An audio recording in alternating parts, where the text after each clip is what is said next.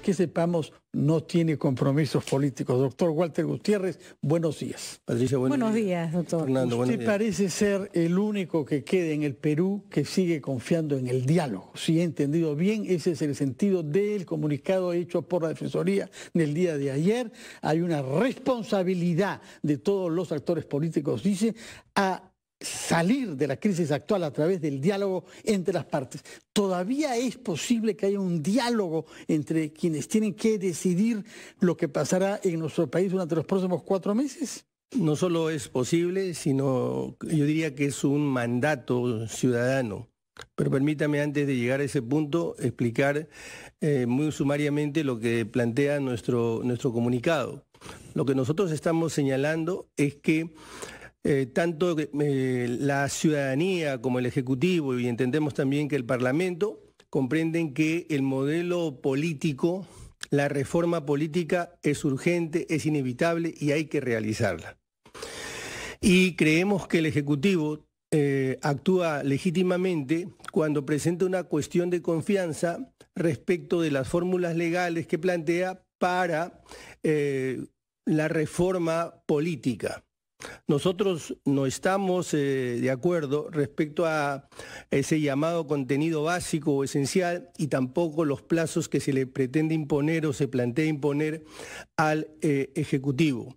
Sin embargo, hay que entender, Fernando, Patricia, la Constitución no es otra cosa que un estatuto de poder. Incluso es un estatuto de poder antes de que sea un catálogo de derechos fundamentales.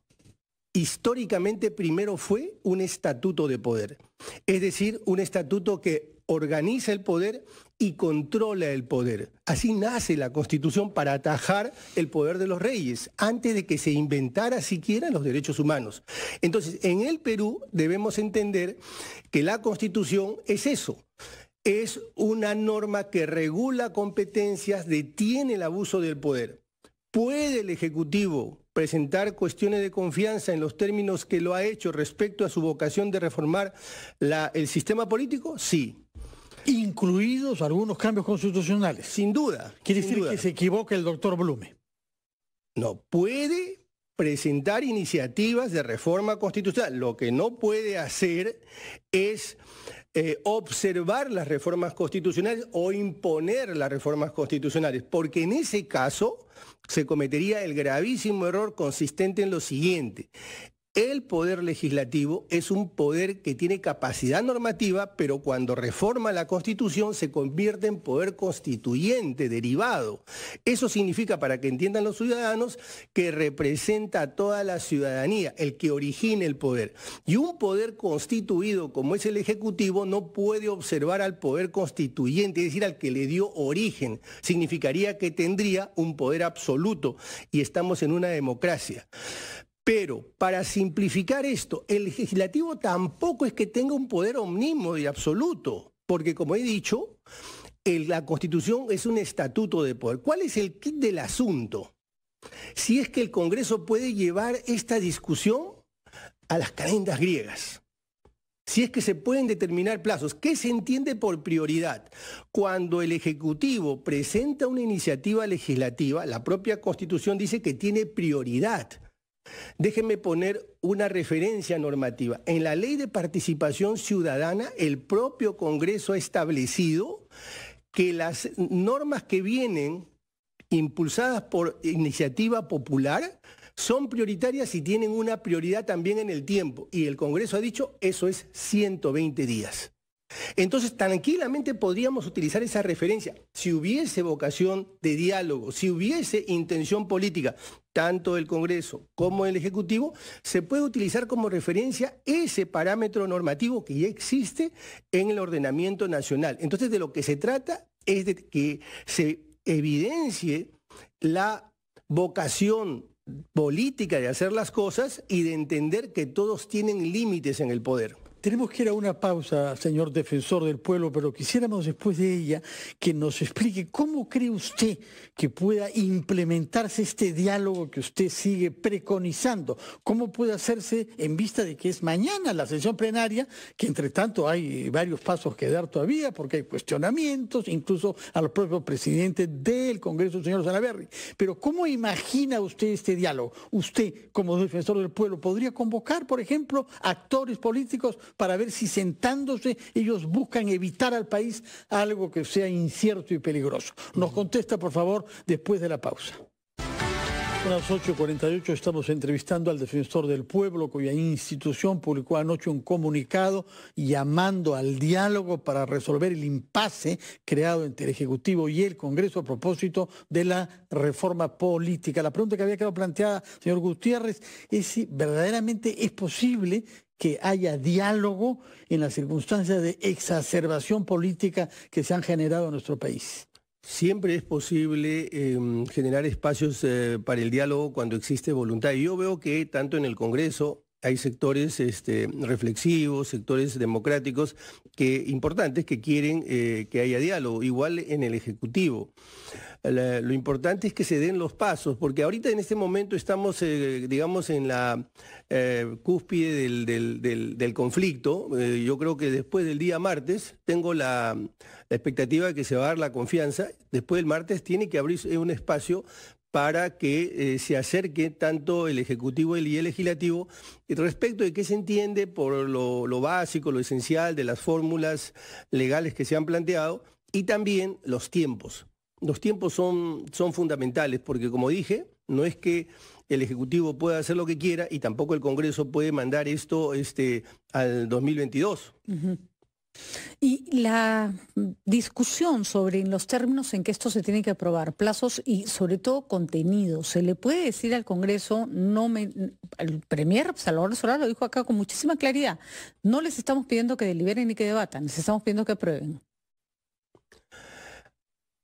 El propio Tribunal Constitucional ha señalado que la relación entre Legislativo y Ejecutivo y la cuestión de confianza no puede implementarse afectando la autonomía y competencia de los poderes. Y en el caso del Congreso, usted no puede imponerle una fórmula legal.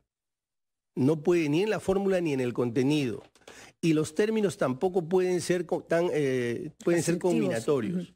De manera que en ese punto me parece que el Ejecutivo tiene que reflexionar y reconducir sus posiciones. He escuchado no una, sino varias ocasiones a más de un funcionario referirse a que apelar al principio de autonomía de la voluntad.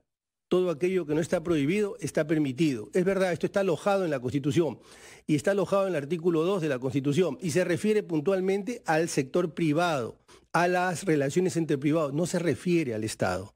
El Estado está regulado por el principio de legalidad. Solo se te está permitido aquello que se te ha facultado expresamente. Lo que nos ha dicho sobre ese punto hace unos minutos el señor Cateriano es que ese principio de legalidad, algunos llaman de taxatividad, vale solamente para los procedimientos administrativos, pero no para las autoridades políticas que tienen un mandato que procede del sufragio universal.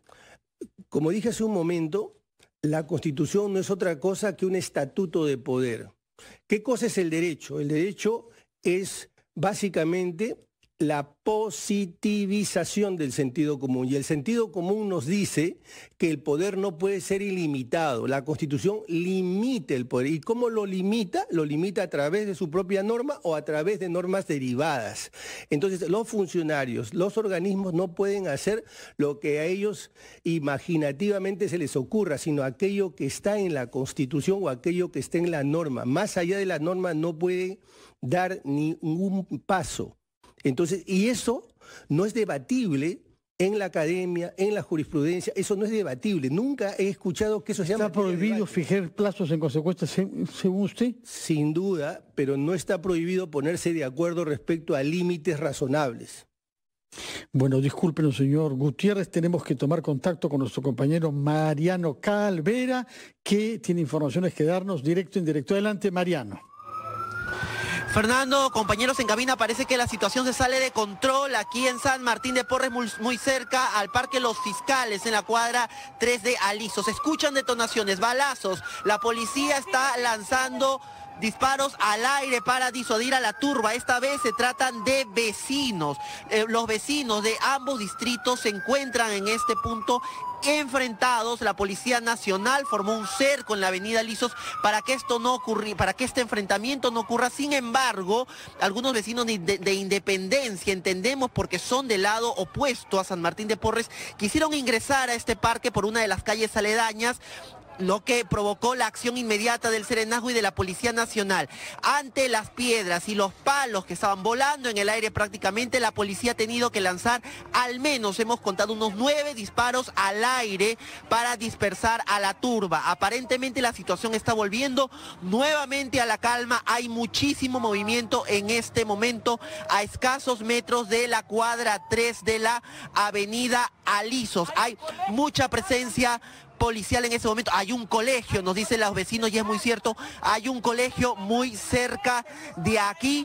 Vemos a los miembros del Serenazgo de San Martín de Porres movilizarse muy rápido hasta este punto, acompañados de miembros de la Policía Nacional, que reiteramos ha tenido que detonar disparos al aire para dispersar a la turba y poder reducir, digamos, el enfrentamiento que ocurre en este momento, ya no entre miembros de Serenazgo de ambos distritos, sino entre los mismos vecinos. Reiteramos, Fernando, muy cerca de la cuadra 3 de la avenida Alisos, a escasos pasos de una institución educativa. Fernando.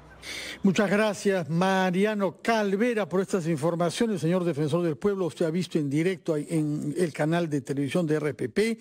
Acá no se trata de esgrimir argumentos constitucionales, sino palos, e incluso utilizar un auto público para atropellar a serenos. Esto hecho por otros serenos en disputas 2 distritos de nuestra capital, Independencia y San Martín de Porres. Su opinión, por favor, sobre este tipo de conflictos. No es el único caso, tenemos muchísimos en el Perú.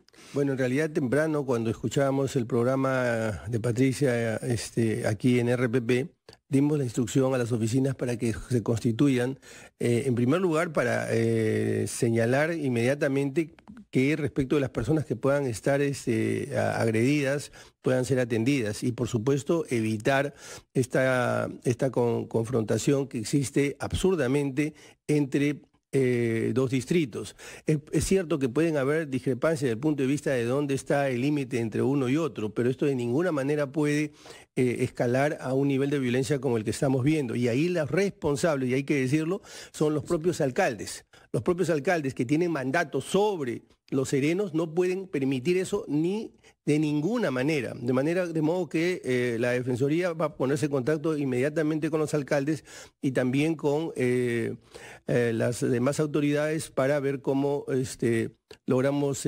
atajar esto, ¿no? Además, ¿cuál es el ejemplo para la población, no? Si los serenos, que son los encargados de poner el orden, se agarran a patadas como si fueran cualquier banda delincuencial en la calle, es poco lo que la autoridad que les queda después para poner orden ellos, ¿no? Esta es una manifestación de la situación en la que se encuentra el país. Por eso es que el Congreso, el Ejecutivo, como dos de los principales poderes, tienen que dar el ejemplo. El ejemplo no puede ser la confrontación, el ejemplo tiene que ser el diálogo.